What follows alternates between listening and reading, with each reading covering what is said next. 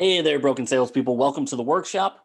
My name is Red Staffstrom, and today we're here fixing broken sales skills.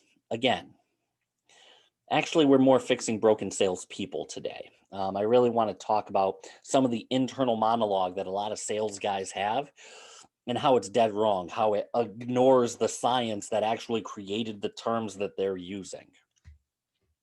So, I want to talk about a few terms. I want to talk about type A personalities and alpha personalities. Now, last week I talked about how masculinity has intertwined with sales in almost every facet, how it's made the entire sales industry its copy, that all of the toxic masculine ideas have seeped into the pores of sales across the board. But I want to talk about these two terms specifically because they are used to justify a lot of toxic masculine behaviors, type A personality and alpha behaviors. So, where did those terms come from? And how come they're being used wrong today? Type A was never meant to measure success, neither was alpha. In fact, both of these have sunk into the popular culture and taught us the wrong things. They're misconstrued. The same way you watch and see a news study where a new scientific study came out saying, and they read the headline. They don't read that, hey, there's only 40 people in the trial. They just read the headline. So, type A personality, the idea comes from two doctors by the name of Friedman and Rosenman back in, I believe, the 1960s. I forgot to look that up. You see, Friedman and Rosenman were cardiologists, and they started noticing a trend with their patients. They actually noticed it after the upholstery on their chairs started to wear out. You see, the men who kept coming in with these cardiovascular issues over and over again tended to have the same personality traits. They were under a lot of stress. They would fidget. They would tap their fingers, jump around. They were impatient and they moved around in their chairs. So Friedman and Rosenman actually wound up having to reupholster the chairs more often because of how fidgety their patients were, because they don't deal well. So after they noticed that, they tried to do a study and they wanted to see how behavior links to heart disease. And so they separated people, roughly 3,000 people, pretty much right in half. Type A personalities, type B personalities. The people who were impatient, aggressive, they were labeled as type A.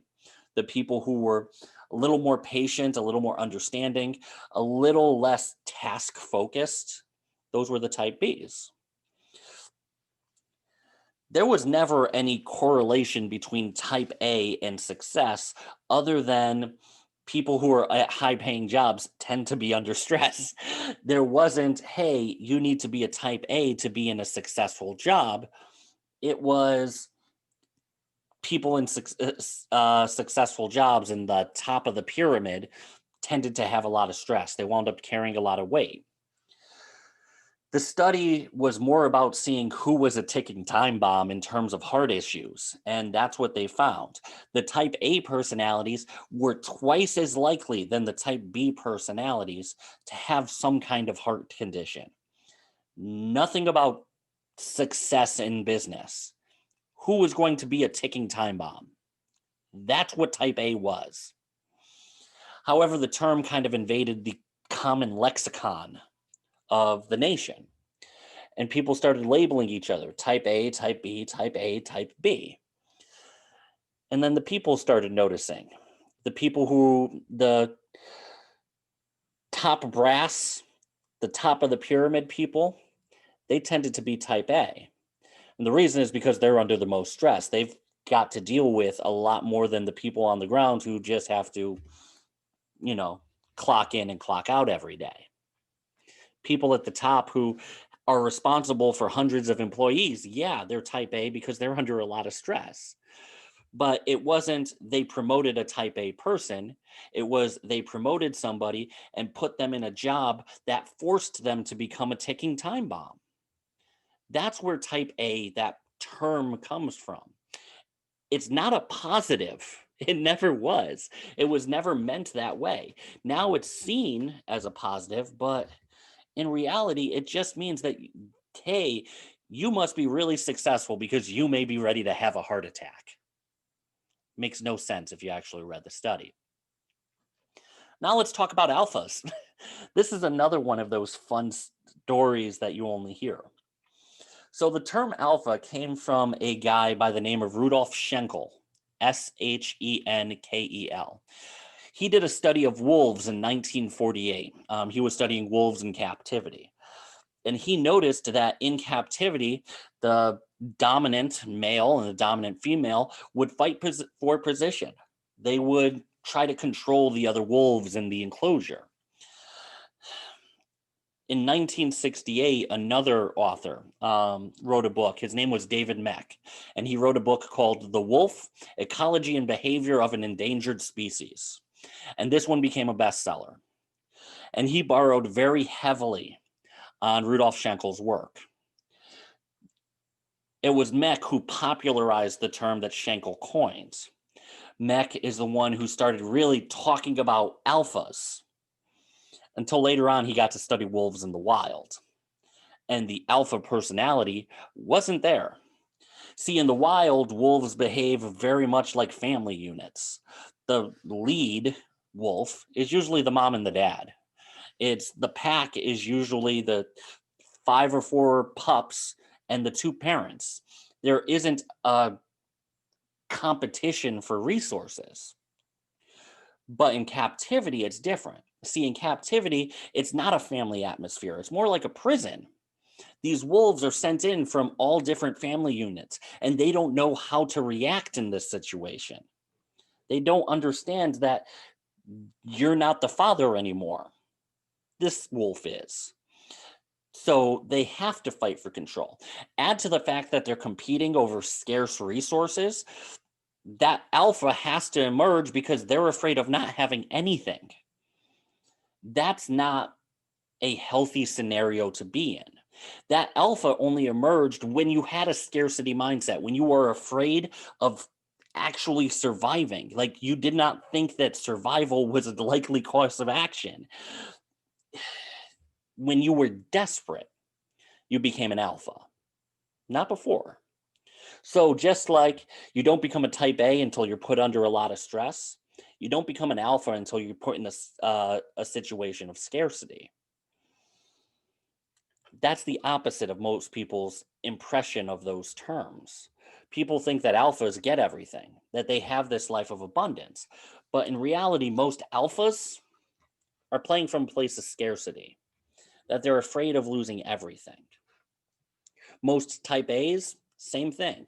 They're afraid of losing everything. They're afraid that the world can come crashing down at any minute. And that's why they start lashing out. It's why they become aggressive. It's why they become impatient, because they feel like if they don't move fast, those resources that they need to survive will dry up. Being a type A or an alpha comes from a scarcity mindset. Period. Comes from a scarcity mindset.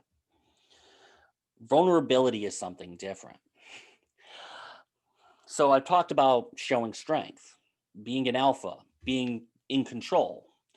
Talked about being the type A, the person who's always in control, the person who's go, go, go, go, go. Vulnerability is a different kind of strength.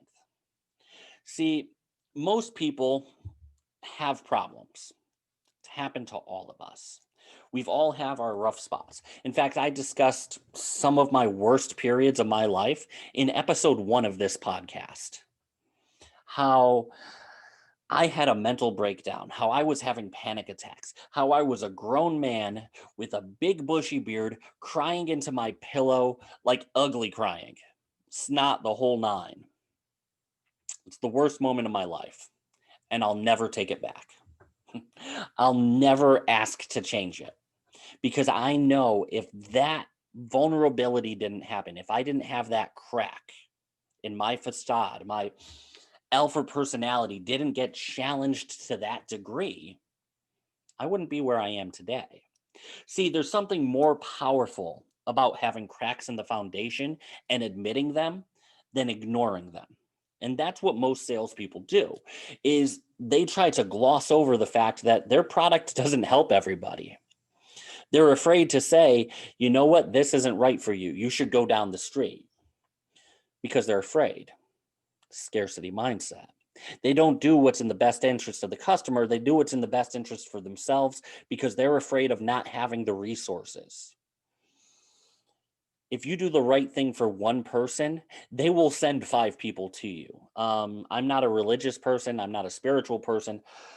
I don't really believe in the universe or the source, but it works somehow that by doing the right thing for that person, it comes back multiple times.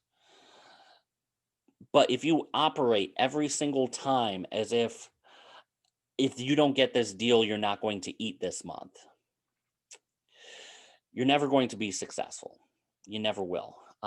You need to admit your own vulnerabilities. You have to admit your fears. You have to admit when your product isn't right. Because the second you let somebody buy the product that isn't right for them in a Yelp world, everybody's going to know about it. It's a different mindset.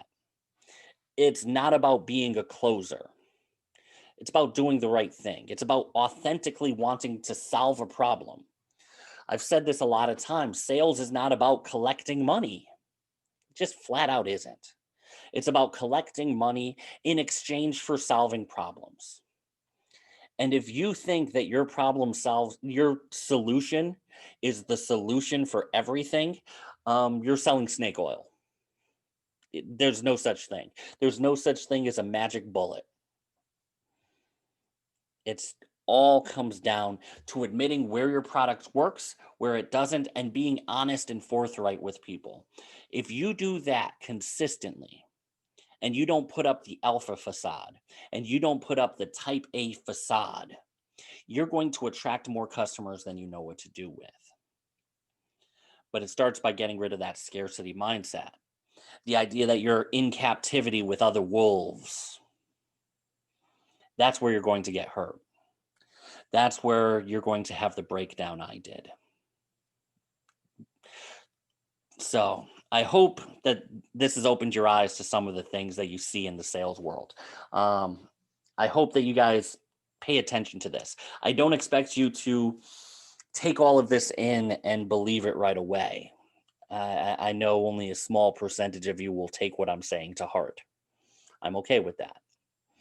3 months from now, a year from now, 5 years from now, I hope this pops back in your head.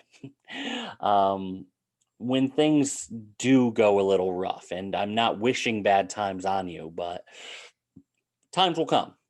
Bad days happen. I want you to think and ask yourself, did it come because I was afraid of losing everything, or because I was worried of having too much? Was it an abundance issue or a scarcity issue?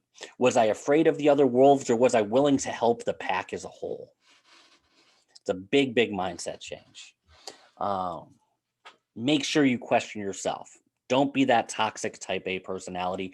Don't be the ticking time bomb. So I hope you guys enjoyed. Please take the time to subscribe. I hope you guys have really enjoyed the content that I've been putting out. If you'd like to connect with me, you can find me at brokensalespeople.com/connect. You can find all of my platforms there.